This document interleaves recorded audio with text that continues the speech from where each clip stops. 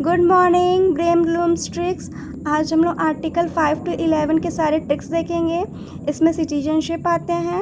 तो चलिए स्टार्ट करते हैं। ट्रिक क्या है? Common CP. कॉमन मतलब तो आप जानते ही हैं, समान, साधारण। और सीपी का यहाँ पे कोई भी मीनिंग नहीं है, बस ओनली ये ट्रिक्स के लिए है। तो चलिए स्टार्ट करते हैं। ट्रिक क्या है? कॉमन सीपी तो आप देख ही लिए हैं, तो इस आगे देखते हैं। Part 2 of the Indian Constitution contain provision relating to citizenship from Article 5 to 11.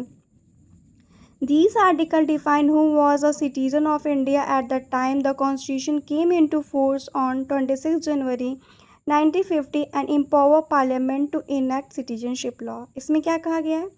जो भी इंडियन कॉन्स्टिट्यूशन के पार्ट 2 में आर्टिकल 5 से 11 तक के क्या आते हैं, इसमें सिटीजनशिप आते हैं। मतलब ये सिटीजनशिप से जुड़ा हुआ है। ठीक है, हमारा आर्टिकल 5 to 11 के जितने भी आर्टिकल हैं वो हमारे सिटीजनशिप से क्या है, जुड़े हुए हैं।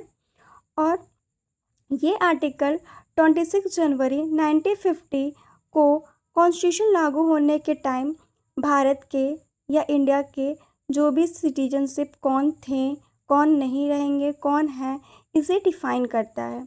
और पार्लियामेंट को सिटीजनशिप से रिलेटेड जो भी कानून है उसे बनाने का एम्पावर भी देता है। तो चलिए स्टार्ट करते हैं। आगे क्या है क्या नहीं। आर्टिकल 5 क्या कहता है? कॉमन में CU आ रहा है ना, तो CU इसमें कहा गया है कि citizenship at the commencement of the constitution. कहा गया है कि कॉन्स्टिट्यूशन के स्टार्टिंग में या प्रारंभ पर सिटीजनशिप। इसमें कहा गया जैसे कोई पर्सन है जो हमारा पहले से ही मतलब यहाँ पे इंडिया में रह रहा हो, या वो भारत में ही पैदा हुआ हो, या उनके माता पिता जो हैं वो भारत में ही जन्मे हो, तो वह सब संविधान लागू होने से कम 5 साल से पहले भारत में रह रहे हो। मतलब कॉन्स्टिट्यूशन जो हमारा है उसके लागू होने से पहले ही वो भारत या इंडिया में रह रहे हों, तो वो इंडिया का सिटीजनशिप माना जाएगा। ठीक है, तो उसमें आर्टिकल 5 में ही कहा गया है। आर्टिकल 6 क्या है? आर्टिकल 6 में M आ रहा है ना, तो M से माइग्रेटेड। इसमें कहा गया है right to citizenship of certain person who have migrated to India from Pakistan. इसमें क्या कहा गया है? कहा गया कि जैसे पाकिस्तान से भारत आए लोगों की सिटीजनशिप। जब इंडिया और भारत में डिवीज़न हो रहा था, लड़ाई होने के बाद, तो किसे नागरिकता देनी चाहिए, किसे नहीं, उसमें ये कहा गया है कि जिनके माता पिता दादा दादी, ठीक है, हमारे भारत में ही जन्मे हों, जो 19 जुलाई 1948 से पहले हमारे भारत में आके रह रहे हों, तो उनको सिटीजनशिप मिल सकता है। आर्टिकल 7 में M से भी क्या है? माइग्रेंट है। Right to citizenship of certain migrant to Pakistan. इसमें क्या कहा गया है कि भारत से पाकिस्तान गए लोगों की सिटीजनशिप। जैसे मान लीजिए किसी लोगों को लग रहा था कि मुझे मतलब पाकिस्तान जाके रहना चाहिए क्योंकि वहाँ की जो रूल रेगुलेशन है बहुत अच्छा है, ये है वो है, तो उनको नहीं पता था। जब वो मतलब पाकिस्तान गए तो उन्हें वहाँ अच्छा ही नहीं लगा, क्योंकि वहाँ का तो पता ही आपको रूल रेगुलेशन कैसा है, युद्ध होते रहते हैं। तो उन लोग को लगा नहीं, मुझे यहाँ नहीं रहना, मुझे तो इंडिया लौट चलना चाहिए।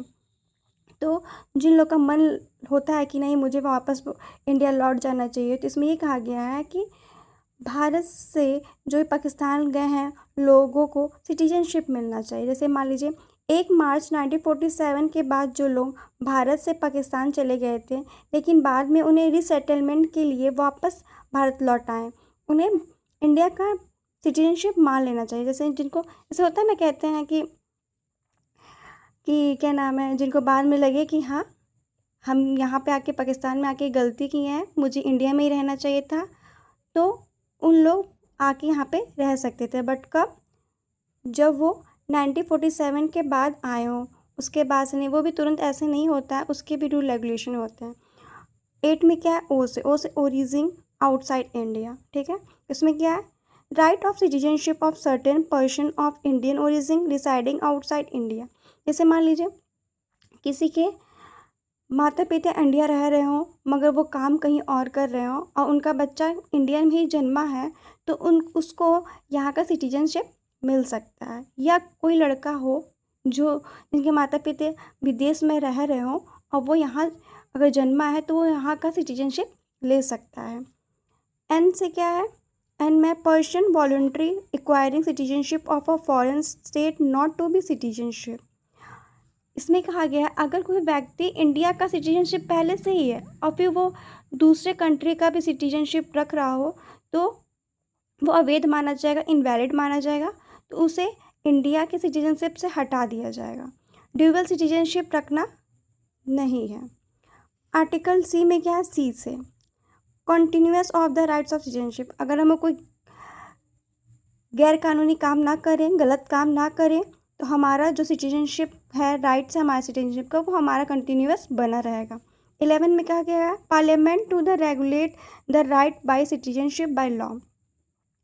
हमारा राइट्स ऑफ सिटीजनशिप से रिलेटेड जो भी कानून है वो कौन बनाता है, होम मिनिस्टर बनाते हैं। कौन बनाते हैं, होम मिनिस्टर। तो पार्लियामेंट जो है वो हमारे राइट्स ऑफ सिटीजनशिप को रेगुलेट कर